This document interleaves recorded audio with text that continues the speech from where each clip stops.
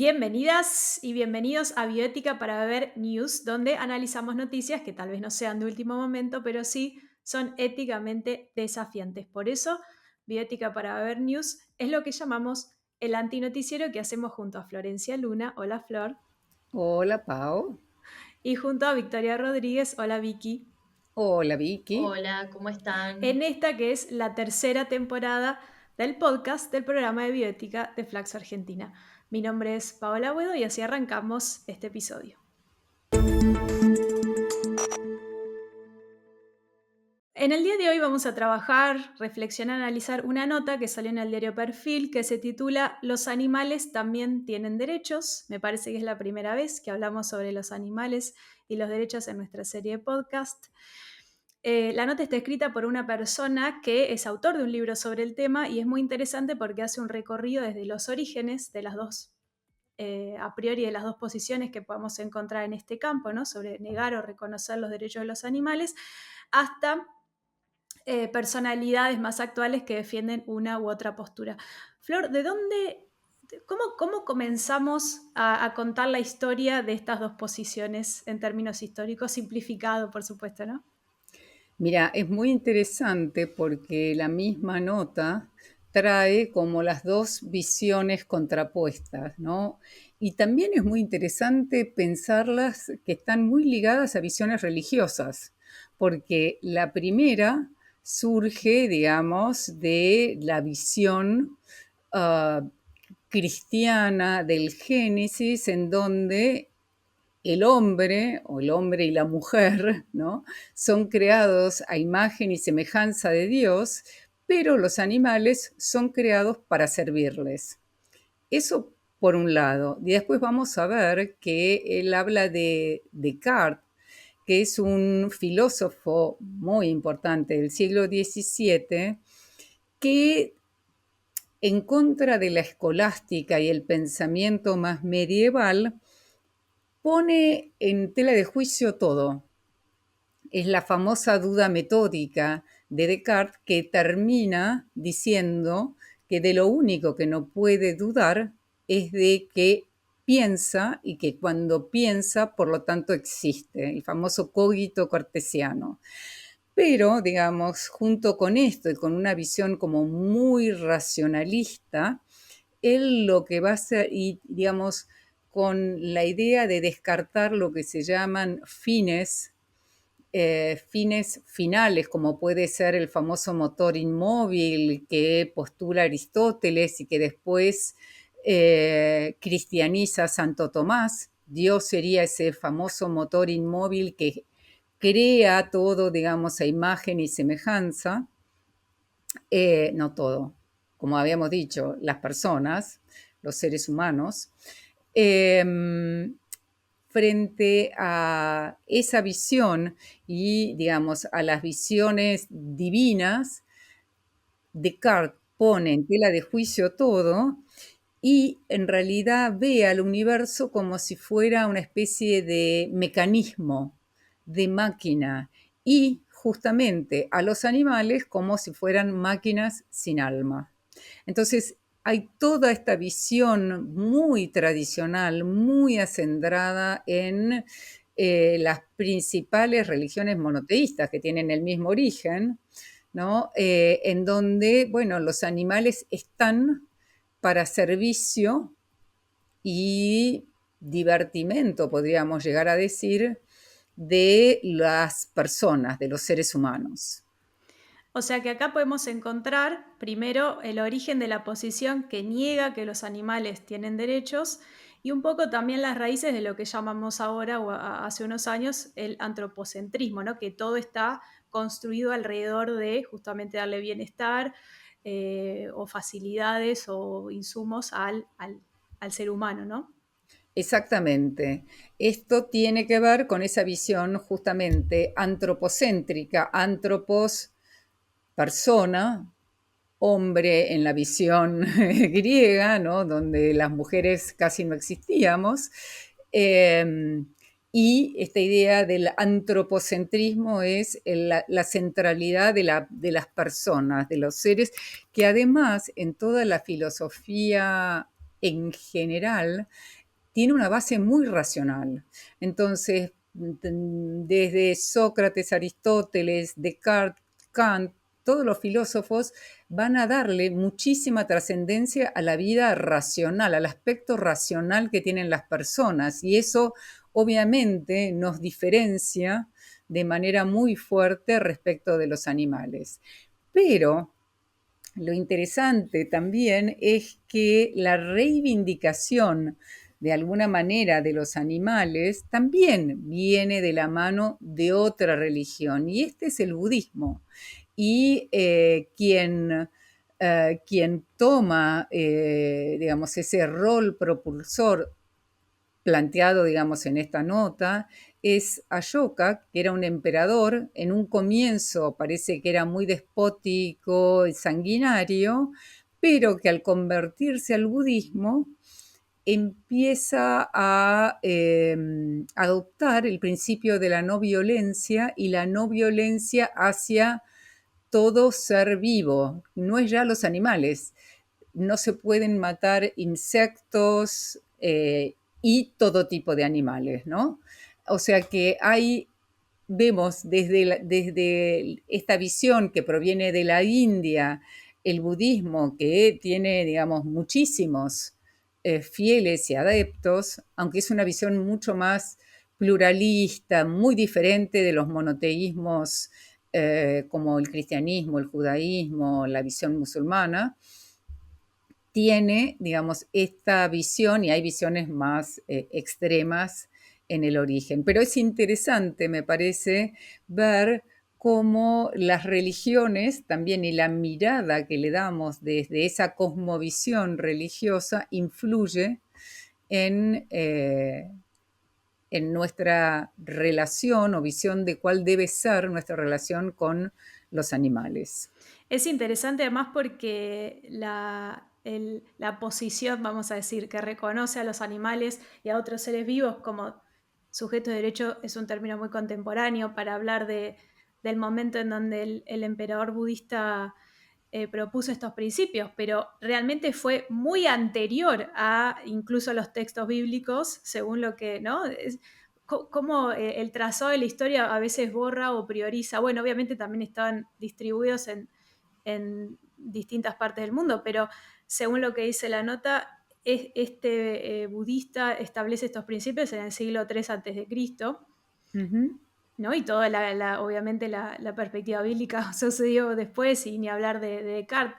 O sea que también podemos decir, más antigua, más primaria, ¿no? Y uno tendería a pensar que eso finalmente es lo que queda vivo, pero no.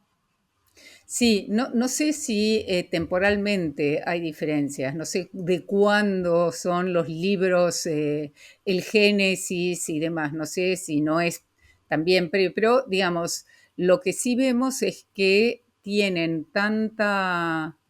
em, digamos, tanta presencia en tiempos muy antiguos, y sin embargo hay uno que termina prevaleciendo sobre el otro. Lo que también es muy interesante que plantea este autor son las revisiones posteriores, no solo por parte de aquellos que, digamos, están en contra, que niegan el reconocimiento de derechos a los animales, sino a mí me interesa destacar aquellos que se los otorgan, porque uno de los grandes pensadores al respecto fue el filósofo australiano Peter Singer, que también fue hiper relevante para la bioética.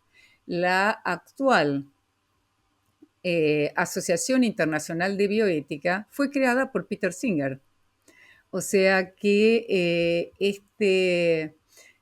este filósofo australiano, que en este momento está en Princeton, fue ya en 1975, él escribe Liberación Animal, y toda su posición, y es muy interesante también porque Peter Singer es sumamente criticado. De hecho, por ejemplo, cuando se muda a Princeton, hay una serie de manifestaciones en contra de él, pero no por el tema de los animales, sino por, especialmente, sino por toda su filosofía.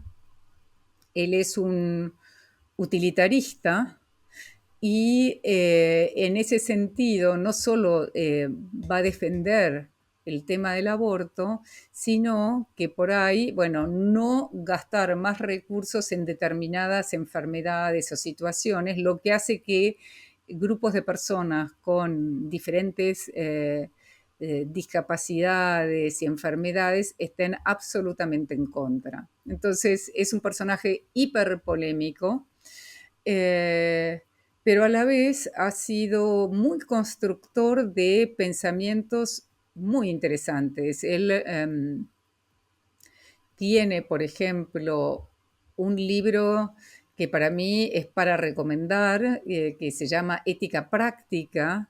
Es muy filosófico, así que nuestras oyentes o nuestros oyentes que les guste leer algo, digamos, es ética práctica, pero con mucha argumentación en donde él va justamente trabajando diferentes tópicos al respecto y, por ejemplo, en su defensa en relación a la legalización del aborto, también entra su visión respecto de los animales, porque él lo que señala es que como el elemento ético relevante es la posibilidad de sufrimiento.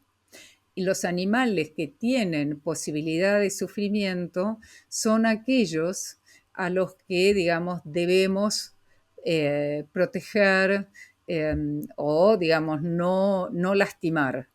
Y en ese sentido, un embrión de pocas semanas no tiene capacidad de sufrimiento. Por eso él hace, digamos, ese tipo de distinción. Cuando ya empieza a haber elementos en donde esto se puede, y él lo va comparando, por ejemplo, con diferentes tipos de animales, por ejemplo, moluscos, peces, ¿no? Y en qué medida estos animales van teniendo mayor o menor capacidad de sufrir. Es decir, la sentencia, la posibilidad de sentir es el elemento principal. Y si bien él no acuña el término especiecismo o especismo, depende cómo se traduzca, a mí me parece que es mejor especiecismo. Ajá, sí. eh, Él defiende la idea de que es una discriminación arbitraria hacia los animales.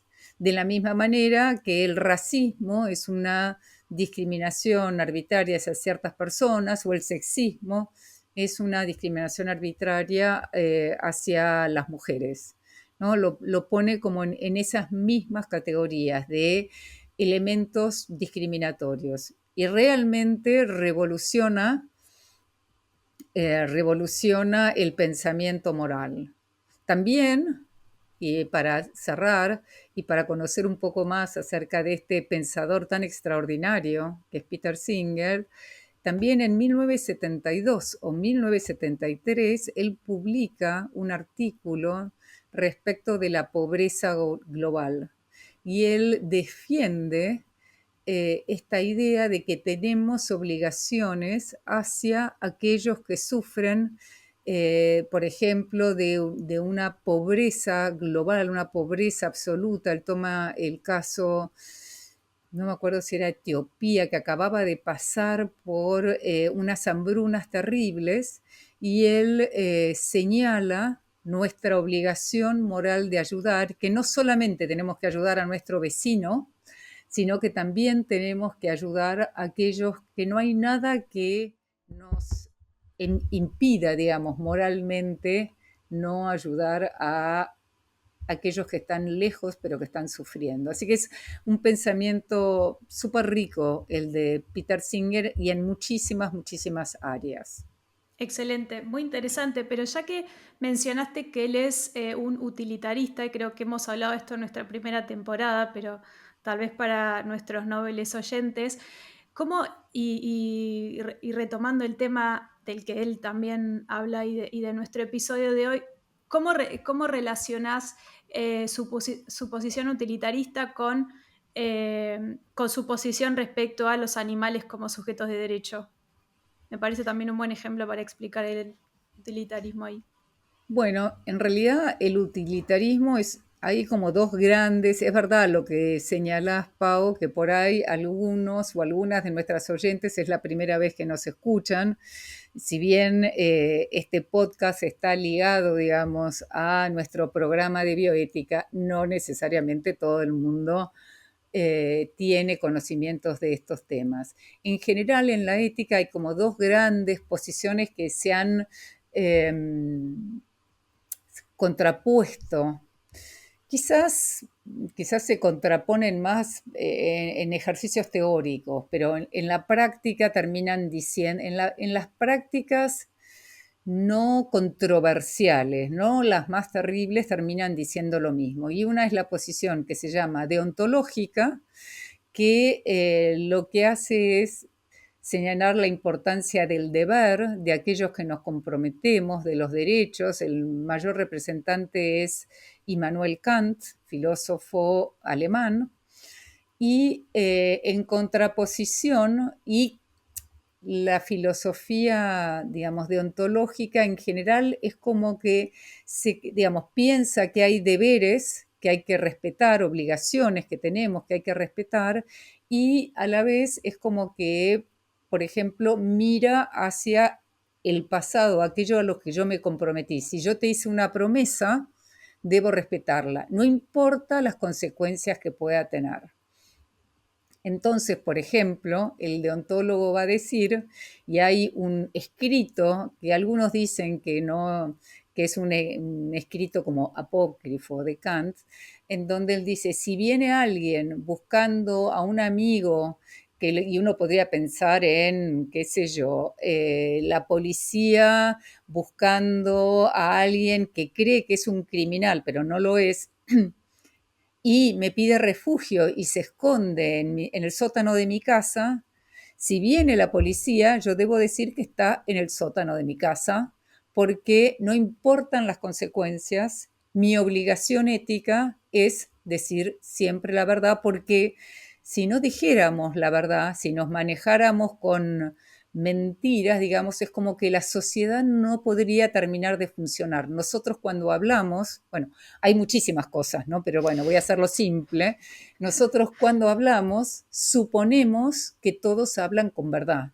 Si no, la sociedad no funcionaría. Si yo pensara todo el tiempo que me estás mintiendo, que me estás engañando, no podría como actuar en consecuencia, ¿no?